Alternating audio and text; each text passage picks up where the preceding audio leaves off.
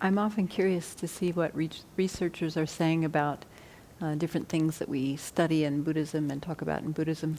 And although forgiveness is not an obvious part or an explicit part of the Lam Rim, we do talk about forgiveness and its relationship with anger in particular. And so I thought to just look to see what science was saying about forgiveness. We probably all have our own list of ways that people hurt or annoy us each day. Maybe your favorite fill in the blank didn't return from the laundry this week, or the only protein at lunch is kidney beans, which you can't eat, or you find you're on lunch dishes yet again, or not only that, but your schedule for lunch cleanup, leading the afternoon Q&A and the evening meditation. Or you can imagine that you can imagine that such a day would test our tendencies to ruminate, or to be angry, or to forgive, one or the other. I suspect that even the most easygoing people are both aggravating at times and aggravated by others. And if we can't forgive people for these little hurts, whether they're real or imagined, not to mention the really big ones, the really big hurts, then our lives would be filled with anger and resentment and thoughts of revenge and avoiding people. So it's important to take a look at it. Forgiveness is an important factor that frees us from these kinds of afflictions and allows us to interact and live peacefully and harmoniously together with others. Once considered a religious concept, scientific research has begun addressing what forgiveness is, how we can measure it. It's always interesting to see how they measure these things, and whether it's healthy, whether different cultures and religious groups have the same views about it, etc.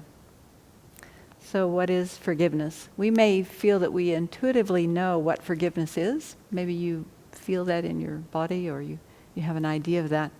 But if you were pressed to come up with a very clear definition, one you could debate, then it might be a little more difficult. Imagine how difficult that would be, or how challenging that would be for a researcher to define forgiveness. But they try. Before I get to their definition, I will say, in working with anger, Venerable Trudren says that forgiving simply means that we stop tying up our life's energy in being angry at a person. And she very clearly emphasized it doesn't mean that we condone unacceptable behavior, or doesn't mean that we ignore problems or let others walk all over us, but we just simply stop giving our attention to angry thoughts and resentment. It's one of the kindest things we can do for ourselves. So the researchers ask whether forgiveness is an emotion, which we also saw last week is a difficult word to define, or is it a behavior, or is it something of the two? Some researchers suggest that forgiveness has both an internal or emotional component and an external or behavioral component. So researchers also include private aspects and more public aspects equally. In a 1997 paper in the Journal of Personality and Social Psychology, some researchers define forgiveness as primarily in terms of motivation. It says, we define interpersonal forgiving as the set of motivational changes whereby one becomes decreasingly motivated to retaliate against an offending person, decreasingly motivated to remain estranged from the offender, and increasingly motivated by conciliation and goodwill for the offender, despite the offender's hurtful actions. So I thought that was actually a good stab at coming up with what is it, pin it down. Unforgiveness, by contrast, seems to be a negative emotional state where an offended person maintains feelings of resentment, hostility, anger, and hatred towards the person who offended them. So again, it's pretty obvious. So forgiveness doesn't necessarily mean forgetting or pardoning an offense, or doesn't necessarily mean immediate reconciliation. Can an abused person forgive their spouse and yet not continue to live with that person? Most forgiveness researchers agree that forgiveness doesn't require exposing oneself over and over again to a dangerous situation. Nevertheless, some people see a link between forgiveness, forgetting, and pardoning offenses. So I think it's a kind of a murky concept for some of us. For example, and we could have picked any number of social settings in the world, but there has been research done on Holocaust survivors. They were interviewed about their experiences and their attitudes and feelings towards Germans. And survivors varied widely on how they felt about modern Germans and German products. Some of the people were perfectly comfortable around German people today, no problem, whereas others wouldn't even ride in a German car. So there's a whole spectrum of how people are working with forgiveness. And when asked about whether they could ever forgive the Holocaust and the perpetrators, the common answer would omit any references to forgiving per se, and would instead focus on forgetting. We must never forget about the Holocaust. We can never say that it was not so bad what happened to us.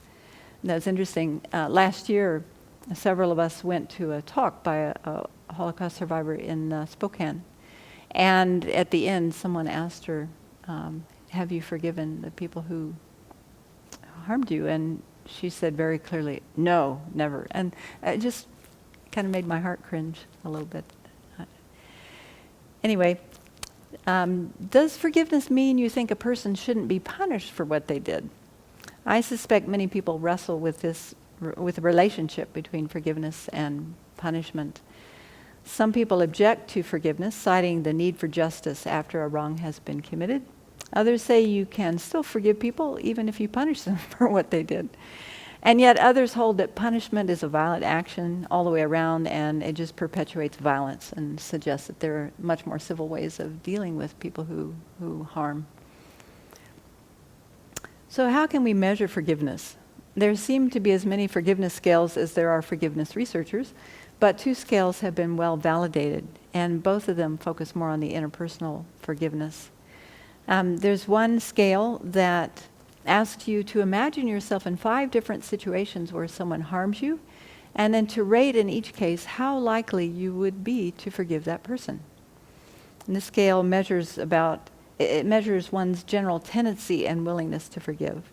They found a small positive relationship between willingness to forgive and being more good-natured, which may suggest that forgiving people are more likely to be high in empathy, compassion, and trust. They also found that people who were disinclined to forgive were more likely to be prone to anger, big surprise, anxiety, and other negative emotions.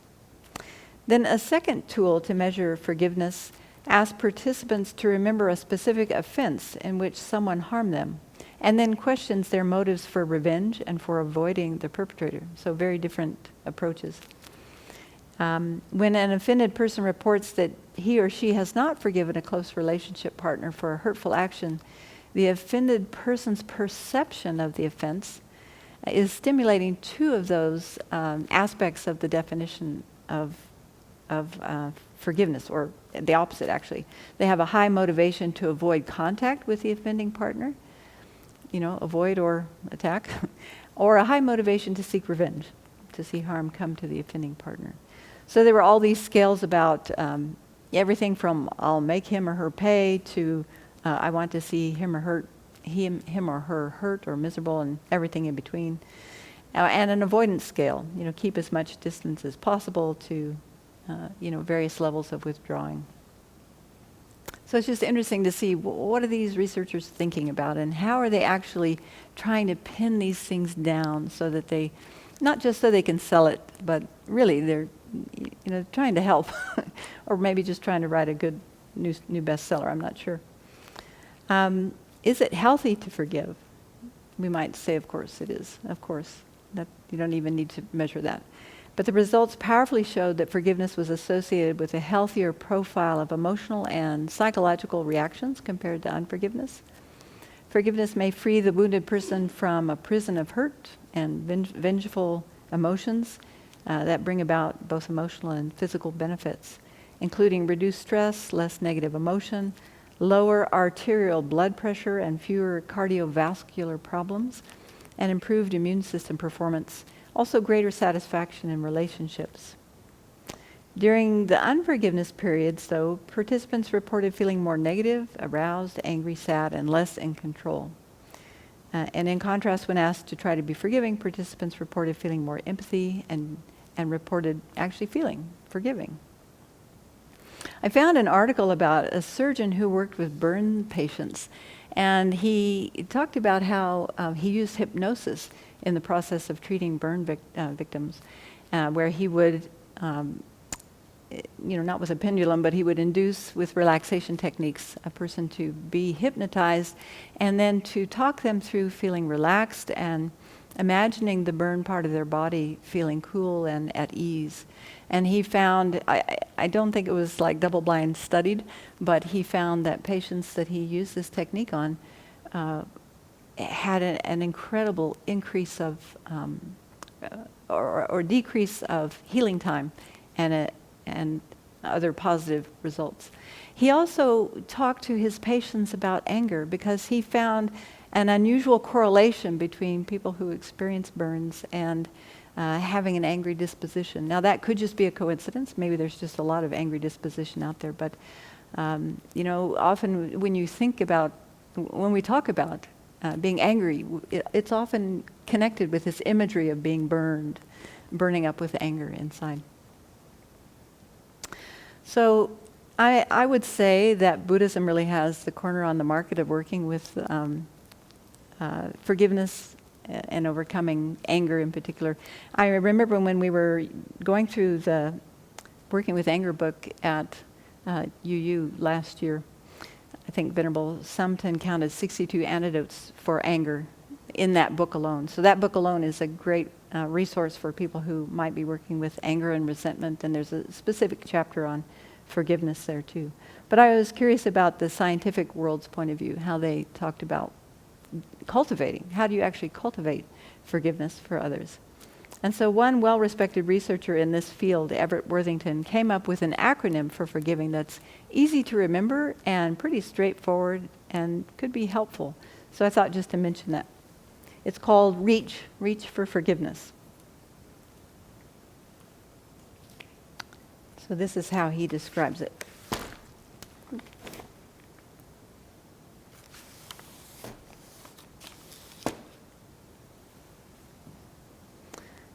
So reach. The R stands for recall the hurt.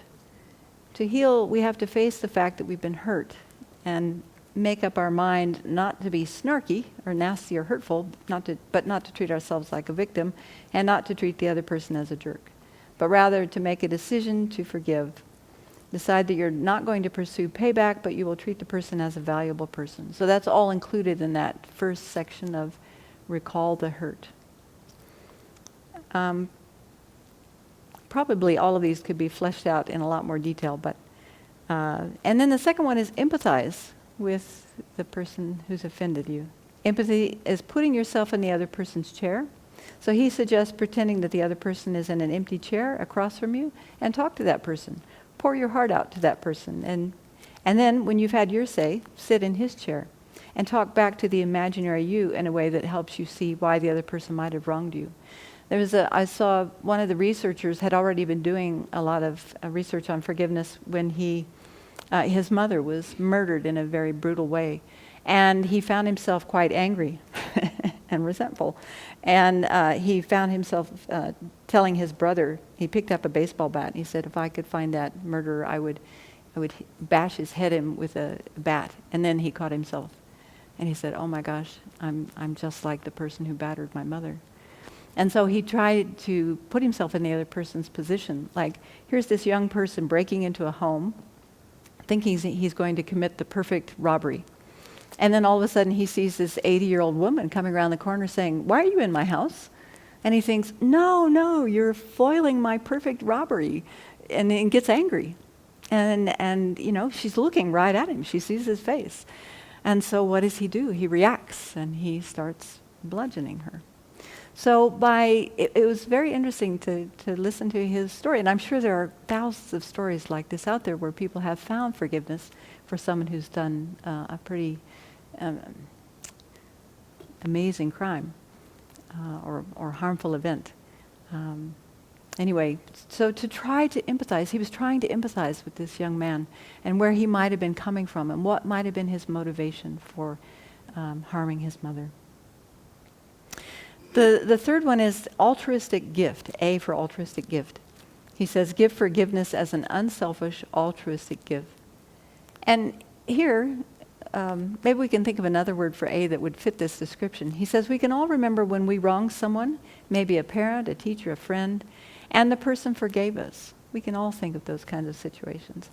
We felt light and free, and we didn't want to disappoint that person by doing wrong again.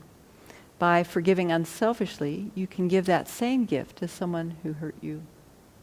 And then C, commit. Once you've forgiven, write a note to yourself, something as simple as, today I forgave so-and-so for hurting me.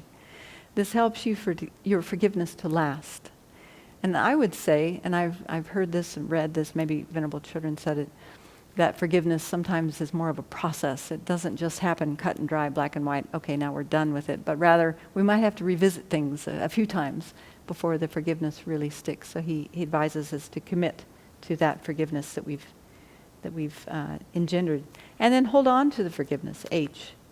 He says, write a note of commitment, because we will almost surely be tempted to doubt that we really forgave, and we can reread our notes that we actually did forgive. So that's a very simple way to, simple acronym to keep in mind if we find ourselves in a situation where we are in need of forgiveness. Otherwise, I highly recommend Venerable Chödrön's book, Working with Anger.